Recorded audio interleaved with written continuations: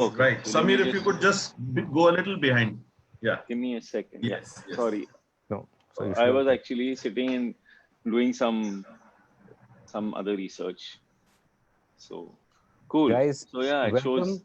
live on Facebook also. Yes, we're live on Facebook, and we're Nice. today with a dear friend from our Yes. industry, Samir Kriplani, someone who doesn't need a introduction, doesn't need to be spoken about. I think Samir, if you were in pro audio, if you speak the name Samir, everybody knows Samir.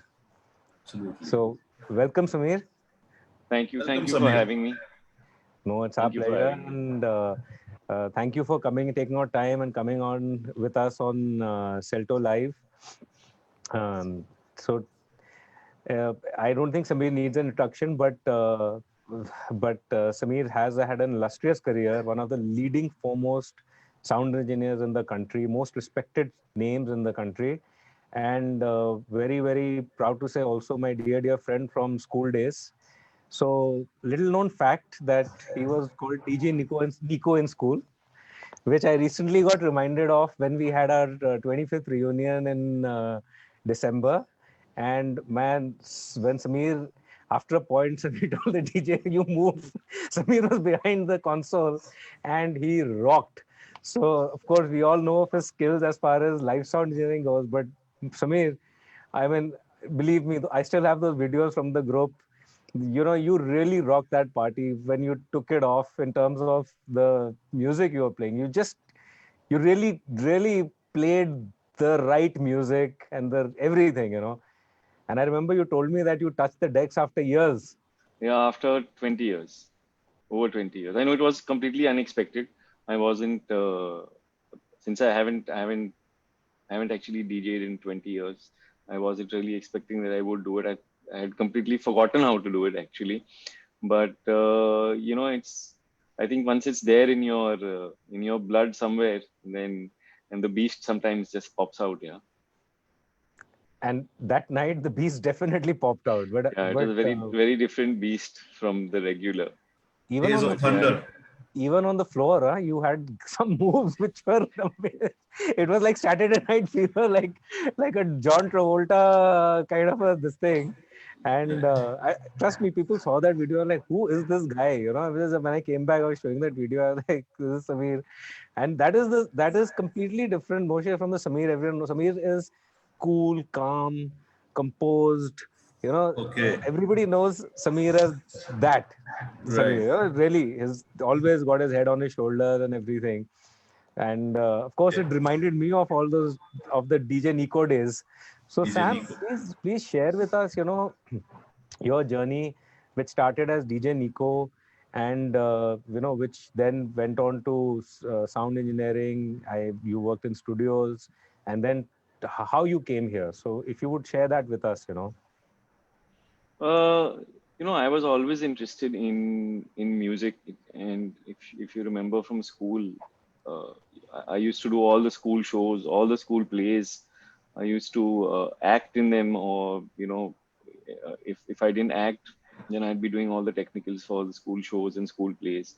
So the interest has always been there from childhood. Also, there was a lot of influence of music, at least music listening to in, in my house. So ever since then, I was always interested, and I think by the time I was in senior school, I had realized that this is what I want to do. I actually wanted to get into film mixing, and I had already known that. So as soon as school got done, I actually started DJing. I did a course also, and then I took that up professionally. I did that for about 5 years. A lot of people don't know that, but yeah, I did it for 5 years. And then finally, I mean, my parents were like, you can do whatever you want, but you have to complete your formal education. So I waited till I actually got graduated from college, and then I went and did a course in sound recording, because that's what I actually wanted to do. And when I completed that course, then I I moved to Bombay to look for a job in a studio. Okay. And for some reason it didn't work out. And so then I came back to Delhi and I started working for a studio in Delhi. Okay. And that's where my actual sound engineering journey started. And so I came and worked for a studio in Delhi, and at that time, this is in 2000, there was pretty Okay. much only independent music that was happening in Delhi. uh, and we had no connection to Bollywood as such.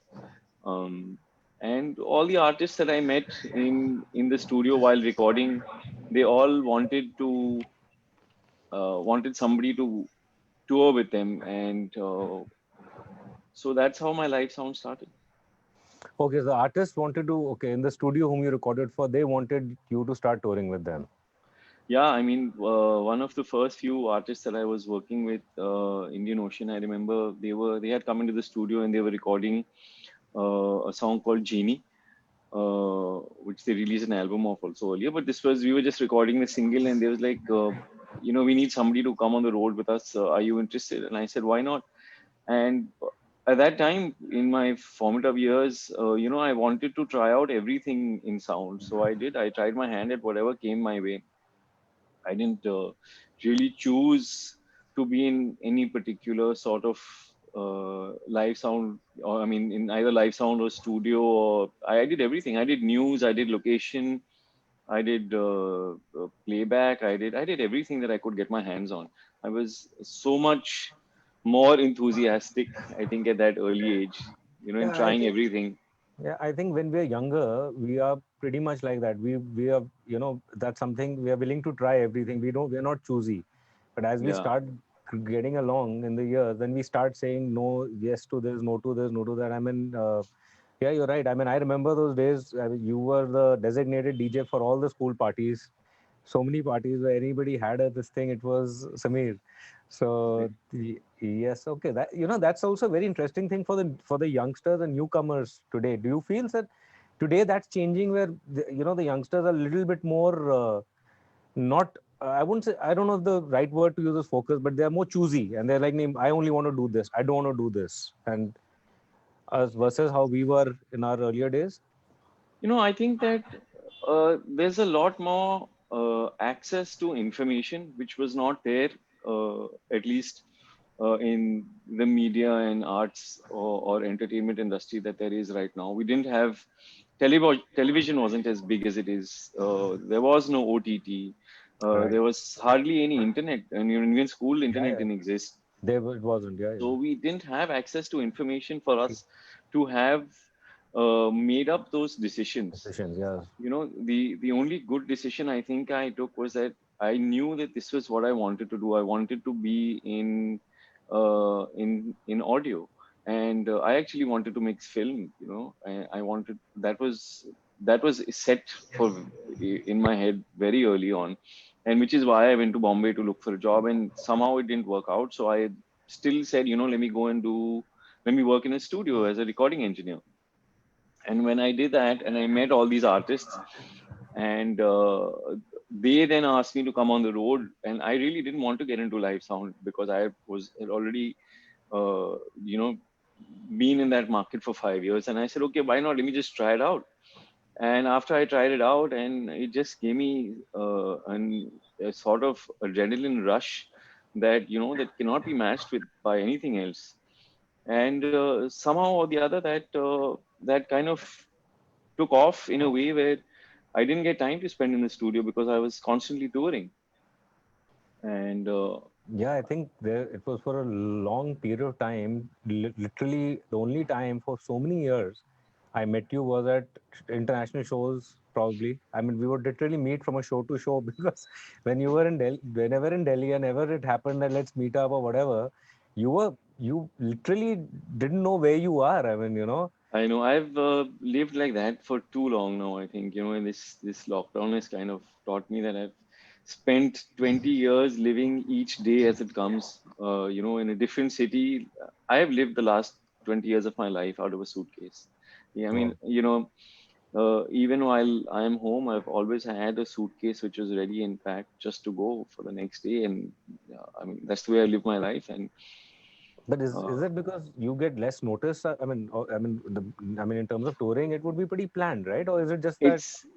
It's not that you get less notice. It's that you're working with different people. So every day is a new city. Every day is a new show. Every day is a uh, uh, new artist, and every day is new equipment that you have to deal with. So yeah, it's so you. I was traveling on an average 4 days a week at least minimum.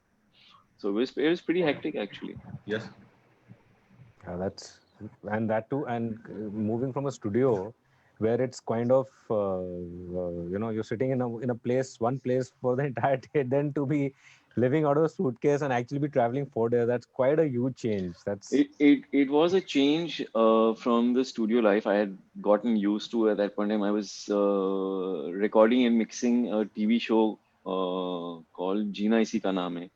And I was in a small little studio suite. And I remember at that time, once, I mean, we'd spend the day recording, and then after the video edit, which took about 2 or 3 days, I would get the edit to mix, and I would then take about 2.5 days to 3 days to mix it, 2.5 days. And I would not leave that studio. I was stuck inside this small little cubicle for like nearly 60, 70 hours. And oh, is that a so it norm? was Is that a different. normal thing in a studio's environment? Like, I think at that time it was a normal thing. I'm not sure what the current scenario is, but at that time it was, the thing is that it had to go live and air within 6 days of having it being shot. So we okay, were okay, working on pretty strict deadlines. that can So be. it was a pretty different, uh, the change of live sound is very different from that. Yeah. But I think the live sound part definitely got me excited. Yes, I mean, definitely being in the open, being in different venues, and like you said, I think I mean, of course, I'm, being with friends like you or other rental companies and things and engineers. I mean, the kind of challenges you get one take, as one of our previous friend mentioned that unlike in other things or in even Bollywood, you have multiple takes. Here, you got that one take, and the variables are so many. It's whether it's festivals or something where I've been to it's a very, very, very intense kind of a this thing. You just don't have space to go wrong. Exactly. I mean, you don't have that space to go wrong, and ideally you don't want to go wrong, because if you're doing everything correctly, then people don't know that you exist.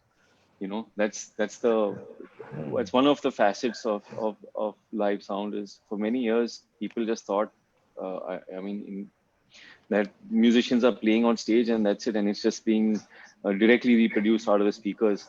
But so if you do your job right, then everything is fine. It's only when you make a mistake that you end up, then either the artist or everybody starts pointing fingers. So you don't have, um, I don't think you have the leeway to do that, which is why you have to be, I think, um, extremely good at what you do. And obviously to get there, I mean, you will make many mistakes before you can master anything.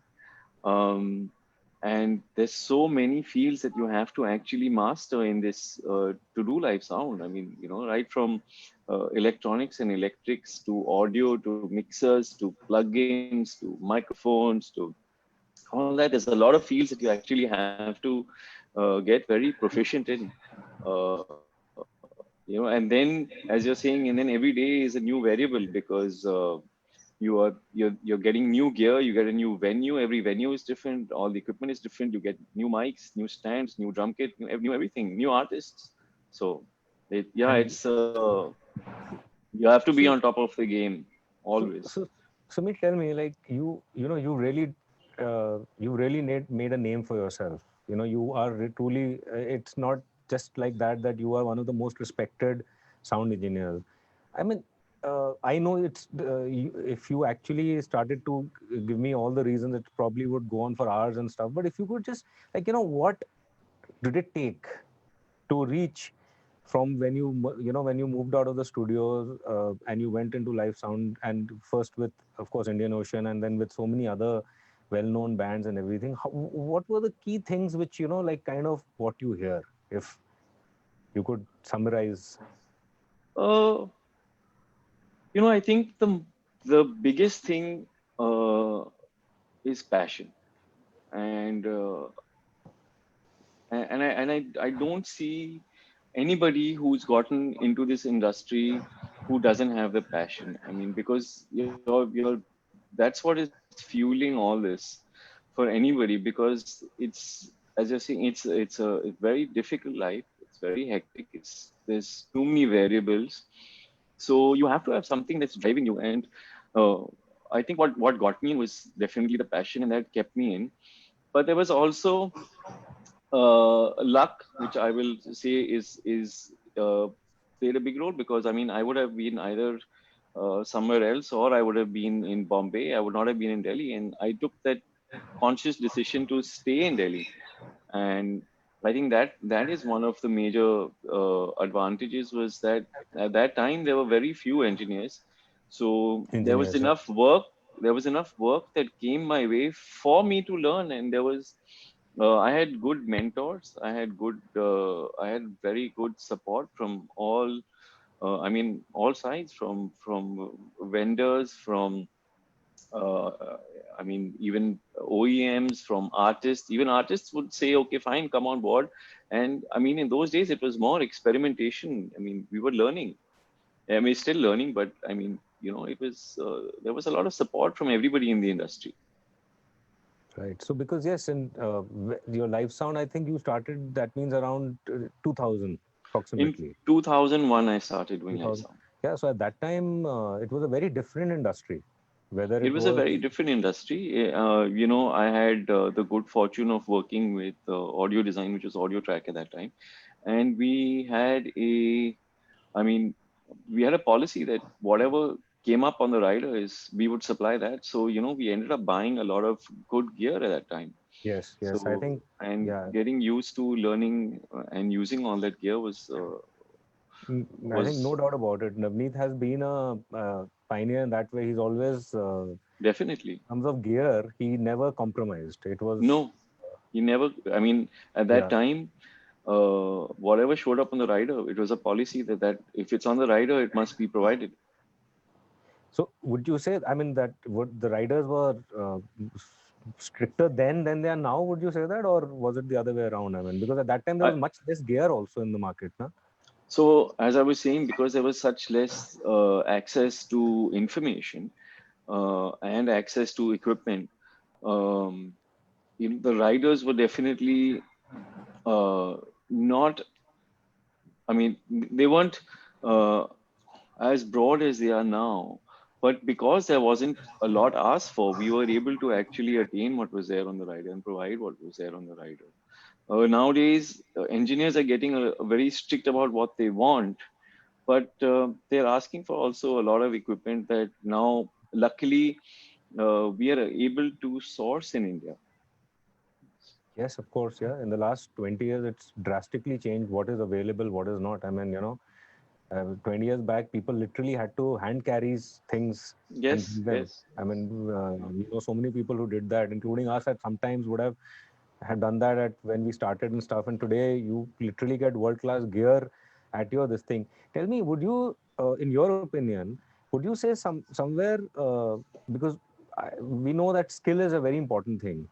Would you say that somewhere in over the time the equipment has got better, but the skill factor in terms of the human skill has dropped in the no, new I age?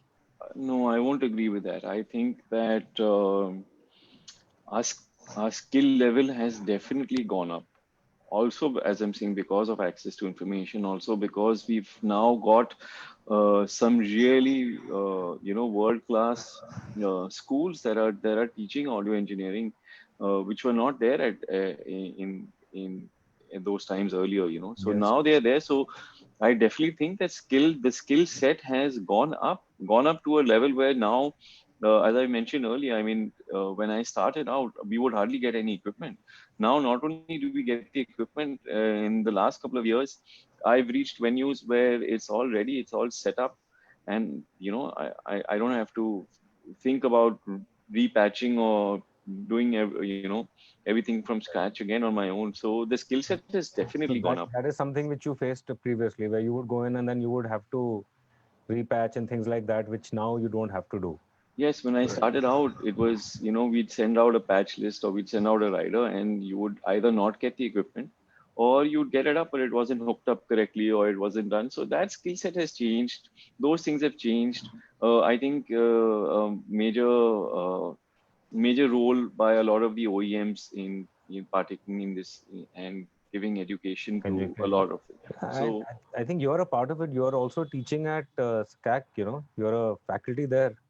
I was approached and I agreed, and we were supposed to do something in March, and unfortunately, this lockdown started, so we've not been able to take that up. But yeah, I okay. mean, Okay, that didn't happen. Okay, that was supposed to happen. it was supposed to happen. Okay. We were working on a module for live sound, but that obviously because of the lockdown.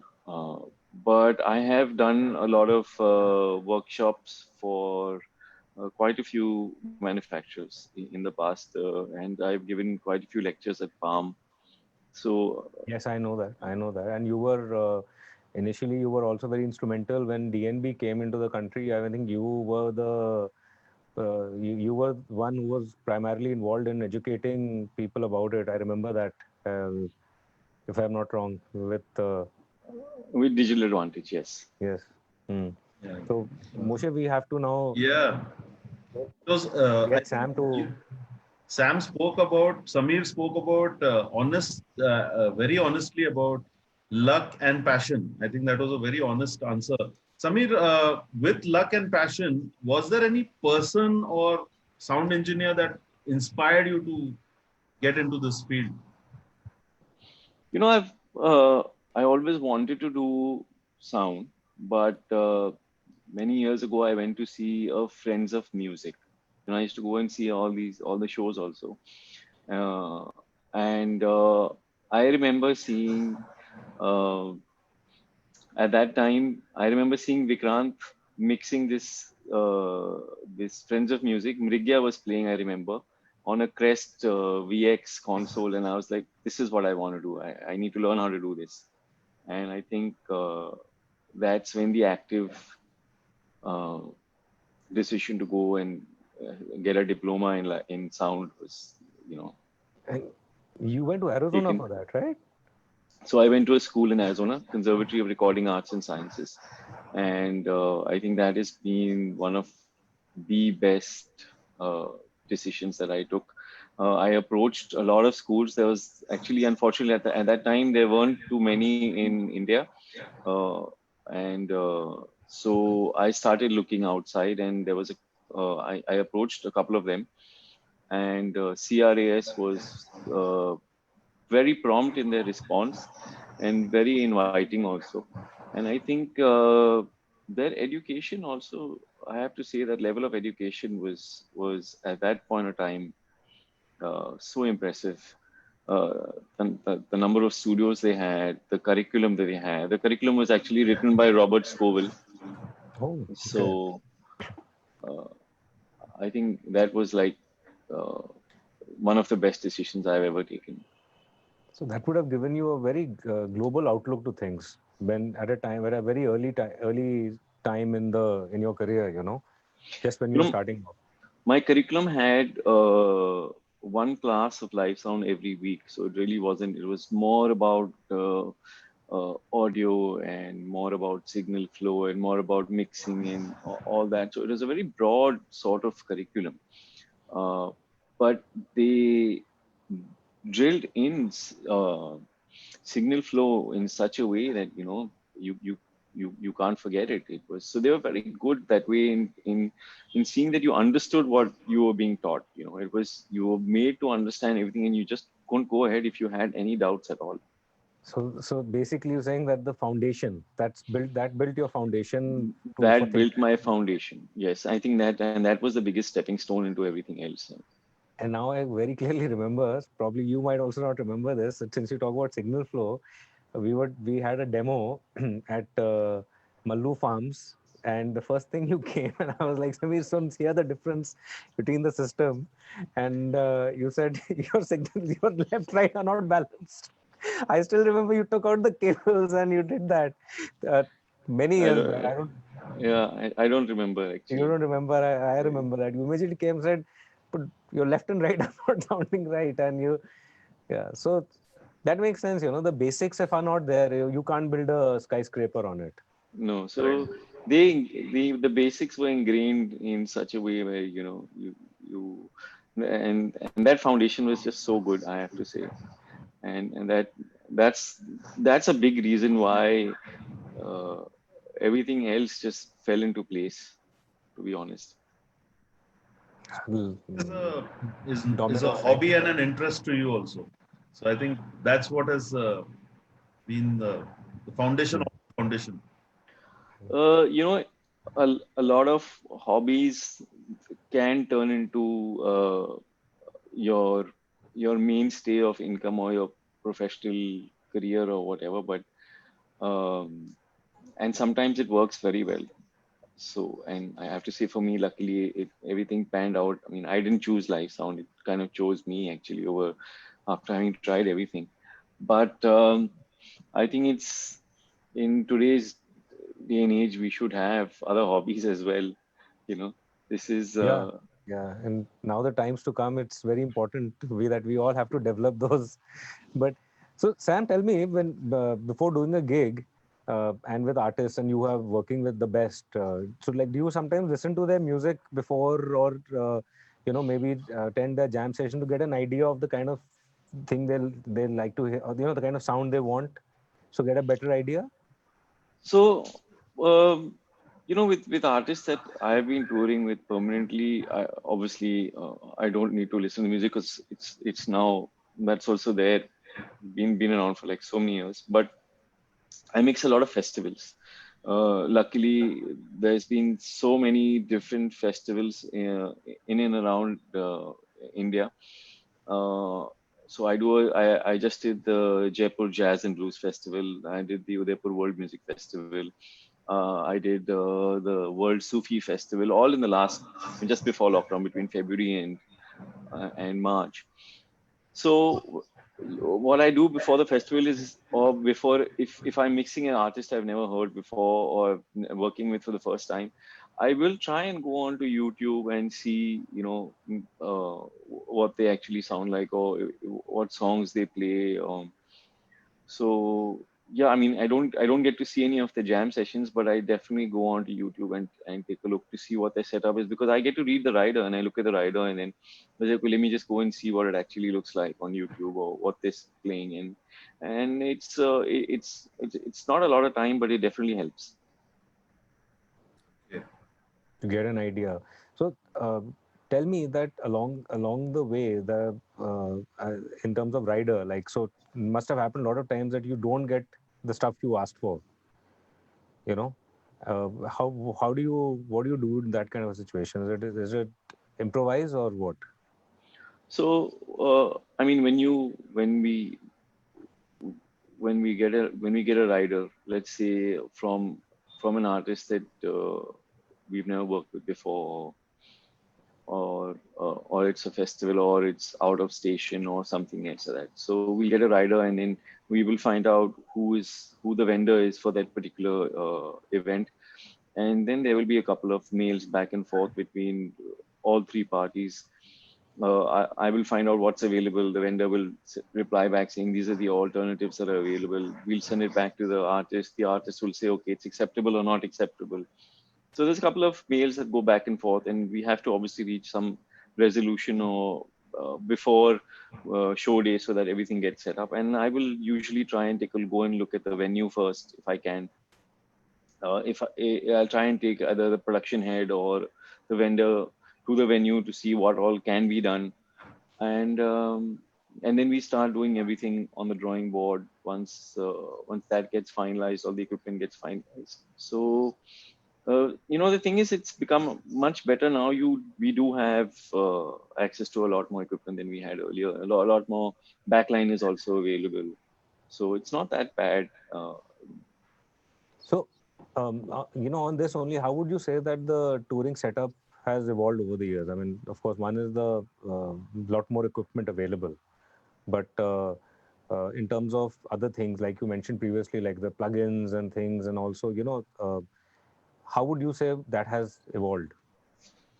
So plugins actually came in again from the studio side, wherein a lot of engineers, because most engineers are actually from the studio and they come out on the road with the artists just like me, and they would like to use the tools that they have at their disposal in the studio, and that's where all the plugins came in from. And with everything moving digital, that was, just a natural progression for it to all be included, or buying a separate, server or a lot of the vendors earlier did not actually end up providing the hardware as well as the software, and it was left to engineers to get their own plugins. But I think with Waves having also been fairly aggressive in the market, they've been able to convince a lot of OEMs to have all the bundles loaded, to have the servers, and to have all the interfacing already ready for us to just go and either carry a license and go ahead. If I remember correctly, I think you told me once at one of the shows something, at one time you would actually carry some of your own mics. Or do you? I for 99% of all the shows I do, I carry all the mics, most of them. I mean, apart from Salim Suleiman, where I don't carry most of the mics, but for all the other shows that I do, I pretty much carry most of the microphones. So the mics are totally yours, out of the rider. It started out from just trying to get stuff that was not available. A lot of times when I started, as I was saying in the early days, there wasn't a lot of equipment available, and I would end up at a gig and not get either an EQ rack or a compressor or some dynamics or some effects that I wanted and they were not available. And I would just end up, ordering it and carrying it with me. So I did end up accumulating a fair amount of equipment, but as time goes by, it's more and more difficult to carry all that equipment with you, which is why then you ended up, trying to replace a lot of the hardware with software plugins. So I did invest actually in some Waves bundles when Waves did come out originally, but I haven't really kept up with the new bundles, because slowly I think I'm moving back towards hardware again. Okay, hardware as in, you mean on the mixer end, or? No, so I've got a couple of hardware preamps now that I want to carry with me, and I've got some compressors that I actually want to start again carrying with me. So, you mean analog? Analog. Yeah, I mean, good quality analog there is no match to that. There is none. There isn't. Yeah, there's no doubt about it. I mean, and the preamps, as you said, this is the first place where things start going wrong. Well, not going wrong, as long as you can take care of your gain staging, then you should be fine. Having said that, even in plugins, there are some plugins which may or may not be replaceable with hardware. So you need to find that balance between both. There's a plugin that I like using, which is the C6, which is very difficult to replace with a hardware unit actually. So yeah, it's a kind of a balance that you have to maintain. Okay, so that brings me. Sorry. Okay. Sorry, that brings me to a quick question. Working with such diverse bands and diverse genres, right from Indian Oceans to medieval pundits to Papon to Bollywood, that is Salim Suleiman. Is there a specific set of work, or does your workflow kind of change with the kind of diversity in the bands? The workflow does change. I have to say, I do have it pretty much laid down of how I'm going to approach the event, but it changes with the artist because of my role in that sphere. Uh, Having said that, because I mix for Indian Ocean, I do front of house and monitors. It's all from one position. So it's, I have to take care of system engineering. I have to take care of all the miking, and I carry all the mics for that gig. And then I have to take care of see that all the monitors, the ears, everything is with the and their system has to sound. I mean, based on their type of music. It's very different from the way that I get medieval Pandit system set up. Uh, when I'm doing Salim Suleiman, I'm handling monitors. So that is a totally different. That was a huge. I was not doing monitors permanently for anybody else when I took up that gig, and it taught me so much. And that's when I got really serious about RF and how to manage and coordinate and do all that. So it was a bit different. And now I think when I do when I mix front of house, I have I try to what I've listened to in recently, like in the week before, the kind of music that I'm listening to, or in my car or whatever, that kind of influences also the way that I do mix the gig, because you want to keep playing around, you want to keep trying different things. So, uh, so, so yeah, I think that's also a big influence. Interesting. Yeah. And I think the way we are hearing music also is constantly changing now. I mean, the way we went on from listening to cassettes to CDs to waves to MP3s to compressed to Spotify, I think that has also changed in a huge way. I mean, That's your music consumption, and consumption has definitely changed, and consumption obviously has become so much more digital, so much more convenience based, subscription based. But unfortunately, it's driven the quality down yeah, exponentially. Actually, right. Uh, having said that, I mean, most of uh, today's generation is listening to MP3 or and they don't really understand what good quality is of music, and they're accepting whatever is being given to them. Having said that, vinyl is making a huge comeback. Come back. Analog is making a huge Yes, comeback. yes, yes. So that is a good sign That's, in one yeah. way, that there are certain people who are being able to drive this industry back to good quality. So, so Samir, on that front, I mean, another cap which you wear, which we know is room tone, where Right. you are primarily doing residential networked audio and that front, correct? So we primarily do, yeah, I mean, whole house distributed audio and video and high-end stereo systems. Yes. So, coming from we initially, before we got into pro audio, we were into home audio.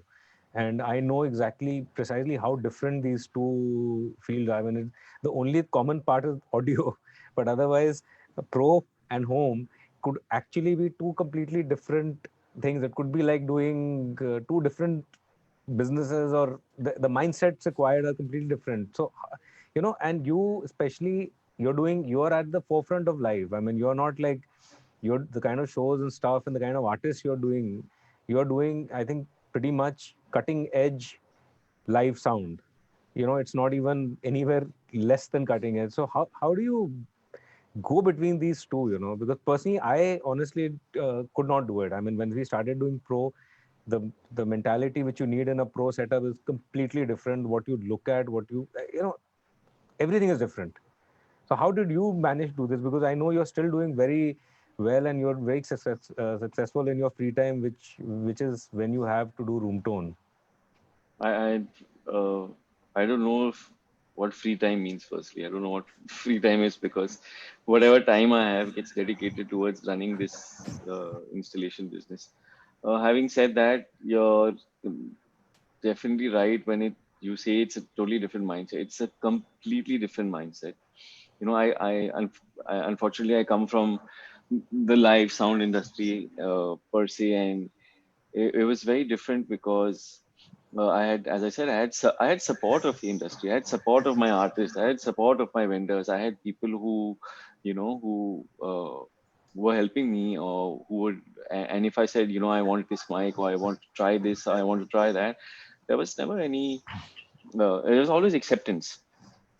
And there's a whole way of approaching something. You have it.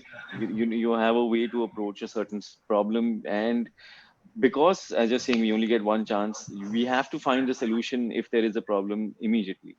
So that's one way of thinking about it. But then when you start doing installation work, firstly it's a different time frame, because your work starts and it could take a year before that project actually True, ends. true. Maybe even more. Some projects take much longer, two Yeah. years 3 years. So you have to think about it in those terms. So that is the first thing. Secondly, there's a lot more input from many other parties. You have To contractors and electrical contractors and civil contractors and and interior designers and and architects and sorry to the wife quotient. I'm to all the wives listening. With due respect, the wife quotient.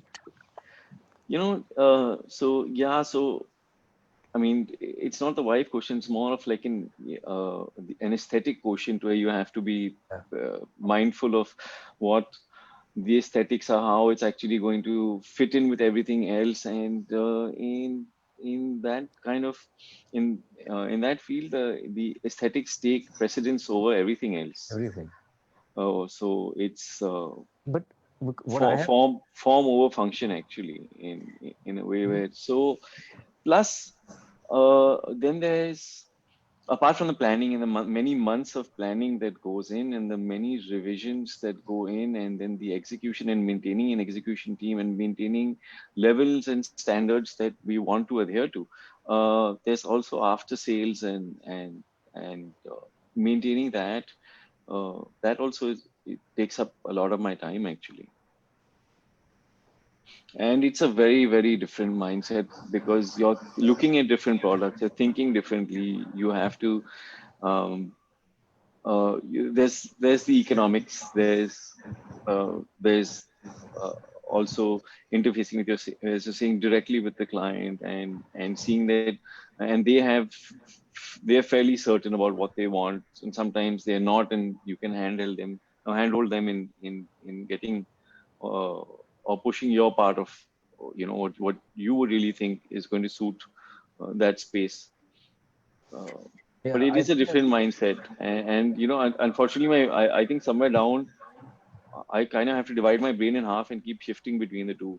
yeah, it's a totally, you have to switch on and off. That's what Yeah, I yeah, have I have to switch understood. on That and off. You're because right. I couldn't do it, frankly, because uh, I mean, it's an large install. It's pretty much we will go and decide where this. Of course, you have to work with the You know, architects and everything always, but if this equipment has to go in a particular way, it has to go in a particular way.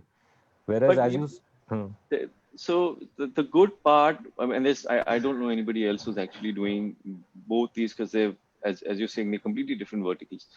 But I have to say that they both have I mean, they've kind of had advantages for me in both areas. Like when I got into the residential, I had to actually end up learning a lot of networking and that sort of stuff for our distribution and video distribution over IP and audio distribution over IP.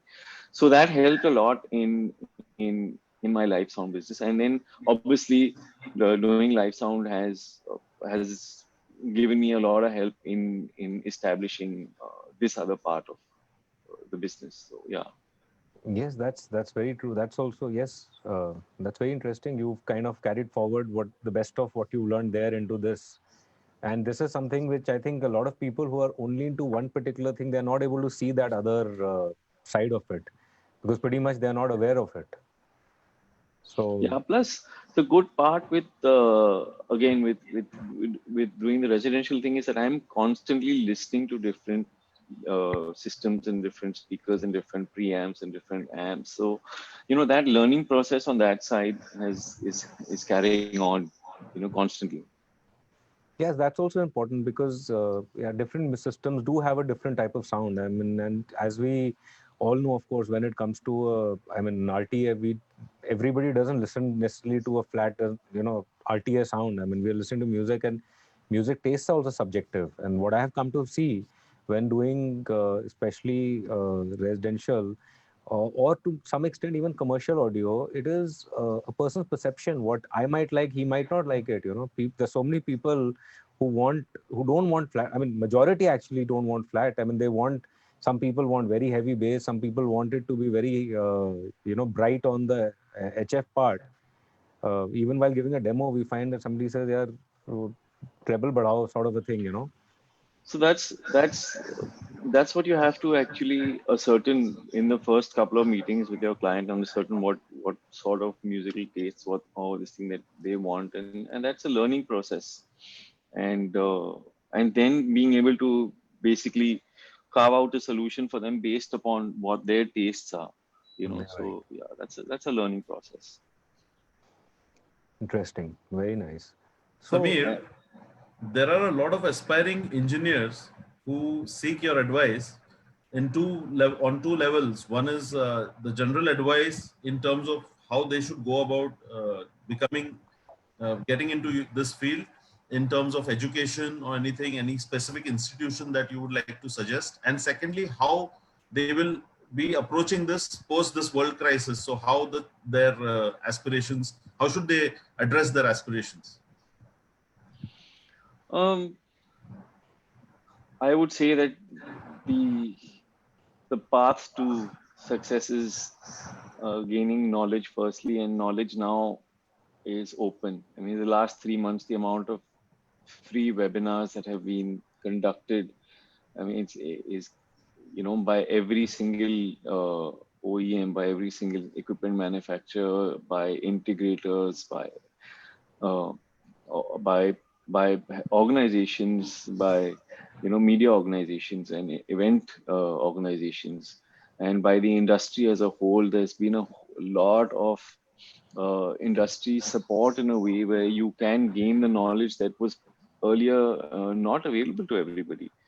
So I think you should take advantage of that. That is the biggest and fastest way, and everybody's been sitting around.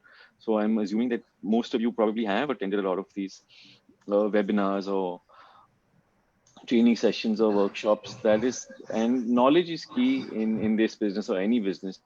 So I mean, firstly, getting your skill set up, that is the first step to all this, and then secondly is to uh, I think try and get your hands onto anything, whatever. I mean, when we started, we would take on anything that we got. It was just so that we could get that experience. True. So and then the other thing is to go and I mean, listen to as much music as you possibly can. Also, obviously, I'm quite sure most people do already, but understand uh, what is good reproduction versus what is average reproduction. And Yes. Well said. that's uh, actually, yeah, sorry. having said that, once hopefully things come back to normal, whatever the new normal is, and we are all optimistic that normal will be back pretty soon. I am assuming that there will be a boom in this business, definitely. I also think that we have uh, we have an industry that most other nations don't have, and that is the wedding industry. And I really think Yes, that that is going to provide the necessary stimulus for this industry of ours to come back into shape. Makes true. sense. True. Yeah, all the pent up demand of people not getting. I mean, yeah, there is going to be a pent up demand which is going to be, and it's once things do get back to what was to previous levels, of course, with certain new normals, which it might take time. I think, yeah, things are going to be.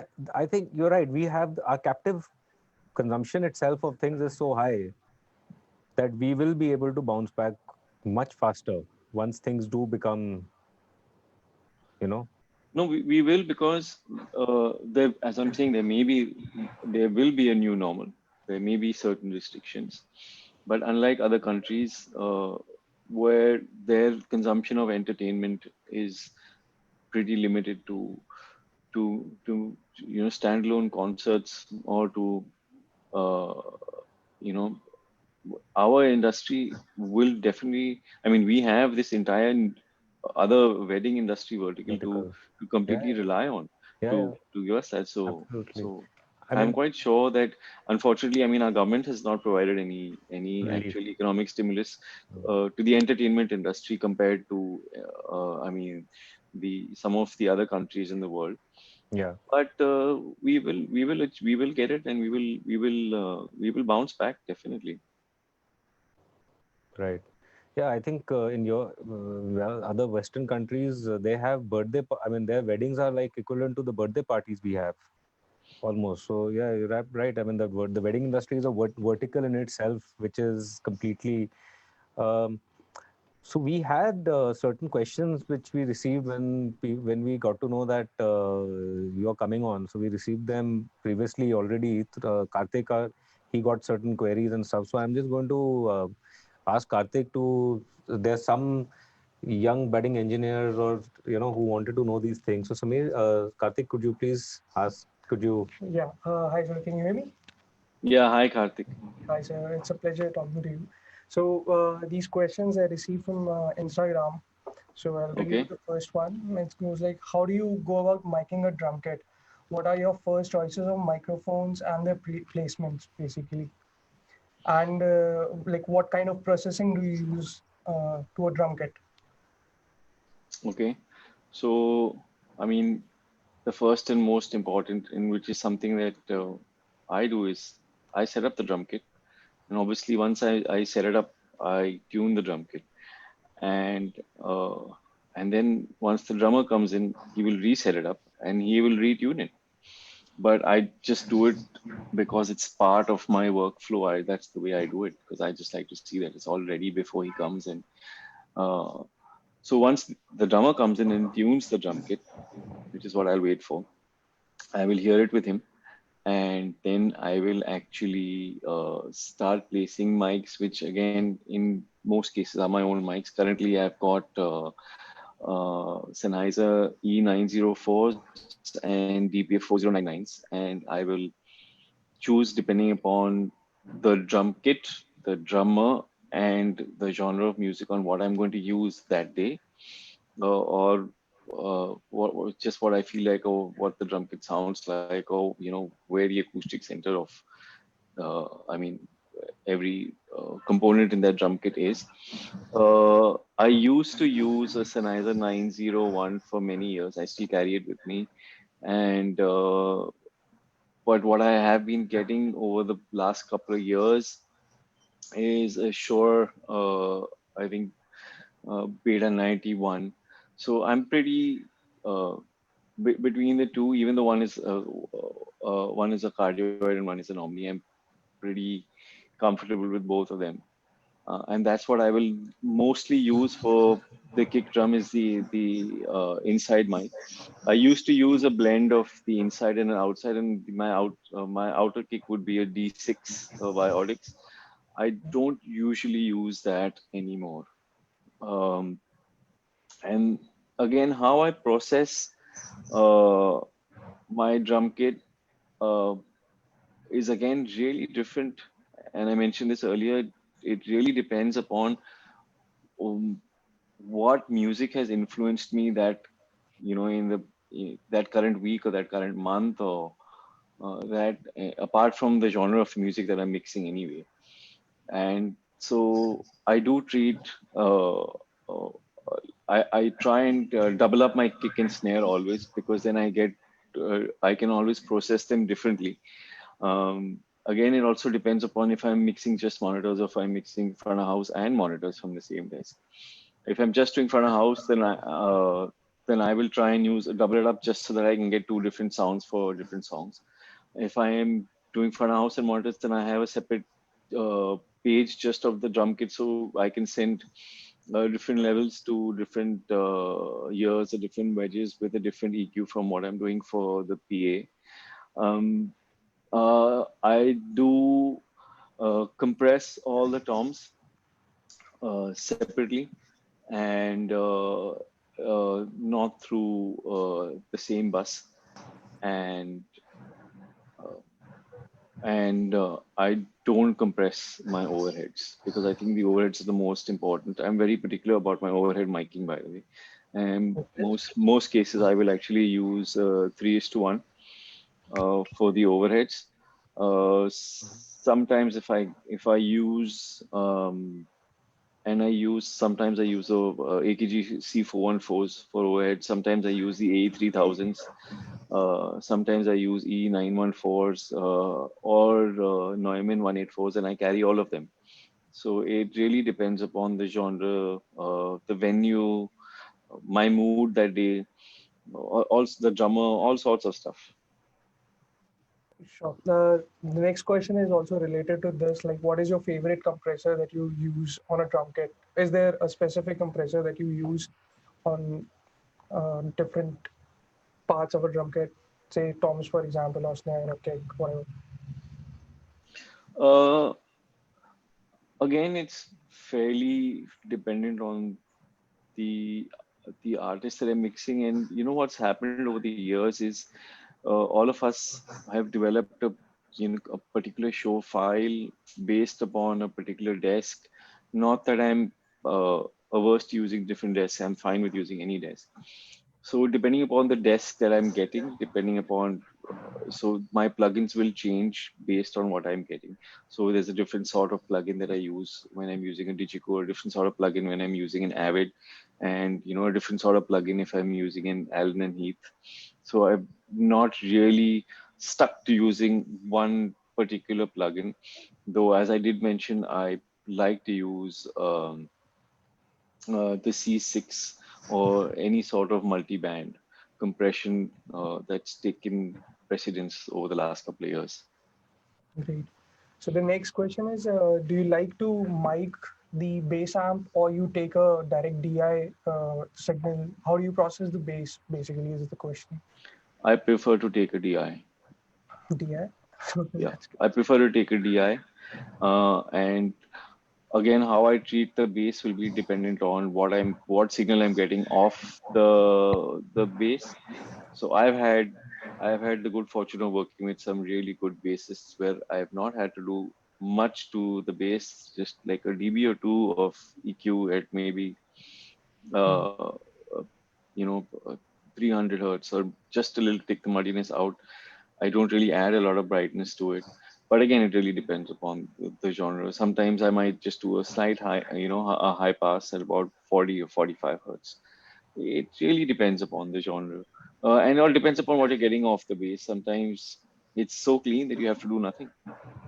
But I mean, obviously you have to compress, because I find that, and for bass, I usually use about 4:1 to 5:1 compression. Just so if you know. So the next question is, how did you train yourself in your early years? Some exercises and practices that helped you enhance your hearing, or if you can tell that for more reliability. Um, you know, I did at some point of time, and because of the sort of work uh, that I do, not only in live but also in my install business, I keep having to do room sweeps and listening to sine tones. So I think it's just part and parcel. I didn't really. Um, there was a time, I think, yeah, maybe in the beginning where I was sitting and listening to like 1/3 octave sine tones, but no, it's not something that I do now. I don't do it as a now. It just happens when I'm going in tuning rooms. So yeah, when I started out, I think there was a time where I was just listening to tones and trying to understand what is what. Yeah, and getting my ears used to it. So one last question that I have here is digital versus analog. Your thoughts on both of them and which one do you prefer? Long debate. Long That's debatable one. question. That is one session in itself. Yeah, All yeah. You know, digital can never replace the sound of analog. Just because of dynamic range, it's not possible. Having said that, um, there's just so many conveniences of digital that you may want to adopt into your workflow, and it's not something that we can get away with. I mean, that is the current flavor. Uh, it also depends if you're doing just one artist. I mean, I remember I did a gig with Prodigy about 10 years ago, I think, and they insisted on getting an analog desk. And I recently, once this lockdown started, I recently saw YouTube video on Prodigy's, with Prodigy's front of house engineer, and he still insists on going with an analog desk. So he's still luckily able to do that because he's only mixing one band. So if you're doing that, if you're just doing one artist, and you can carry a rack of all the output that you require, then yes, I would definitely choose analog over digital. But if you're going to be doing multiple artists, and even though today, if you're just doing one show, you always have, an opening act or a dance act or something or the other before and after.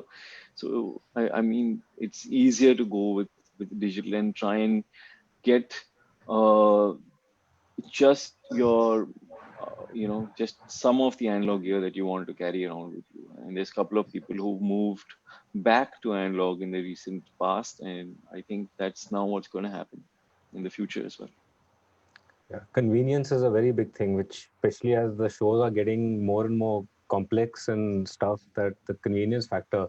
I mean, we have a small turntable here when for demoing these, and incidentally when I for this we've got two of our iFix, which are a 6-inch coax babies. I'm using a power amp. I'm using this just as a pre, but I'm using a 30-year-old power amp which we used to manufacture. It's just a simple class A amplifier, a home amplifier, no protection, but very clean sound when we used to manufacturing. So yes, as you said correctly, the dynamic range. One more thing I've noticed, because I have actually grown up listening to spools. The kind of the in digital, somehow, of course, because of the digitization, there is a lot more chance of getting ear fatigue versus analog. If you listen to a record or a spool, you don't have you don't have the extreme highs and lows, but the content you have is way warmer and stuff. It's just you can listen to analog for hours and hours or end without saying, after a while, digital does give you sort of an ear fatigue. Yeah, actually, in analog, you have far more dynamic range. So you will have the highs and the lows. It's only in digital, and when you convert based on Nyquist and Shannon, that you're actually cutting off at certain frequencies. Yeah, I So think at the low end and at the higher end. Having said that, the psychoacoustics of these filters is what is basically creating that ear fatigue. Also, it's the reproduction system and everything else. I think But digital will never be able to come anywhere close to analog. So that's something that you need to accept. It's not something that you have to think how are you going to do it. You're not going to. It's not going to happen. It's a part and parcel of the thing. So I am Moshe. I've got a comment here from Humayun. He's saying why Moshe looks pretty serious. And that's for you, Humayun. Because Humayun is not serious. So Humayun is saying I am a witness to the Prodigy show. Midas Heritage 4000. What a mix. And Mudit is saying that Sam inspired me. So thank you, Mudit. Yes, Sam has inspired lots and lots of people, I think. I tell Mudit that it's always two-way communication, So there's a lot of things about Mudit that inspire me too, and that's something that I actually said in another one of these webinars, that with today's skill set, I'm finding people who are becoming so good at the things that they do. Like it doesn't. I shouldn't say I'm surprised. I'm just I'm inspired by a lot of these people who come in. They like there's so many things that Mudit has taught me. There's so many things that Mudit is so particular about, which is what I like. I mean, That's what makes us, subject matter experts, so called, in this industry. Yes, and it's a vast and deep industry. It's just, and growing by the day. So, Mudit, that's from Samir to you. If you are right now watching, I don't know if you are, but great. So, thank you, Sam. Thank you very much Yeah, for thank you. thank you Thank you for for having me. taking out the time. Thank you for talking to us. Thank you for sharing some of your the pearls of wisdom which you have earned over the years from the transition of DJ Nico to Sam. By the way, how did that word Nico come about? That That's another 1 hour. okay, Okay. okay. It just struck me suddenly. But thank you so much, and you've been really a integral. You've been such an important part of this industry. And one thing which I've always heard from people whenever you're is that fact that you know you stick by a certain standard. That's what everybody said. You never compromise on that standard, whatever it may be. I mean, things, if need be, you've actually, I don't know if how true this is, but you've kind of left the console if the standard is not met. And I think that is something which is a very important part of Samir being Samir. He's because some lot of times and lot of pressures and a lot of things. I think that standards are kind of not met, and that is, I think, I mean, I'm trying to take from all these sessions we're doing. I'm also listening and learning and seeing things that what I can imbibe, because I think in the times that we are right now, difficult times, new normal, as we've always also been talking about, but important for all of us to grow. So I mean, wherever we can learn whatever from, so that's something I've seen from you, Samir. I think that at the end of the day, you have to be true to yourself and true to, whatever your artist, your client, your whatever. For me, I think uh, uh, I take what I do fairly seriously, is to be wanting to be particular in certain areas. I mean, uh, I try, obviously, as you're saying, I try not to compromise, but I try and match everybody's expectations. Uh, so, but there are certain things that I will not compromise on. So, and which is why I have a particular way of working or dealing with what has been given to me. Yeah, so, but being true to what you uh, to yourself and to your art and to your skills and to what you've been asked to deliver. Yes, I I think. mean, your client has a particular expectation from you, you know, and you need to actually level up to those expectations. Very, very true. Very, very true. I mean, that if you can be true to yourself, that's the first step towards, I think that is sometimes the most difficult thing, because to remain true to oneself is really difficult. And as Samir said, not just oneself, your art, your skill, your profession, and that translates then eventually to the client, that you're being this thing. So thank you on that note, Samir. Yes, Thank you very for your motivated, time. Samir. Very And, motivated. and Moshe, anything you'd like to add? Well, I think Samir Kriplani saying, talking about his belief that there is going to be an entertainment boom there, and I can understand Indians are desperate to celebrate and to get entertained. So that also is a very important motivational thing for everyone who's listening, because people need to keep this belief, because that is going to eventually happen. And I'm personally very inspired with all the knowledge that I have learned in this session. Thank you, Samir. Thank you very much. Samir, Thank you. sorry, just before we cut, Raghu is saying hi. Nice to hear. Nice to see Samir, and totally agree with Samir on that. Yes, thank you. Yes, Raghu, thank you very much. Um, Okay, thank you for having me, and I'll thank see you. you Our see you And pleasure. very soon. I'll see you very looking soon. forward, looking forward to Bye. seeing you soon now. Okay, Bye. take care. Take Bye. care. Bye. Bye.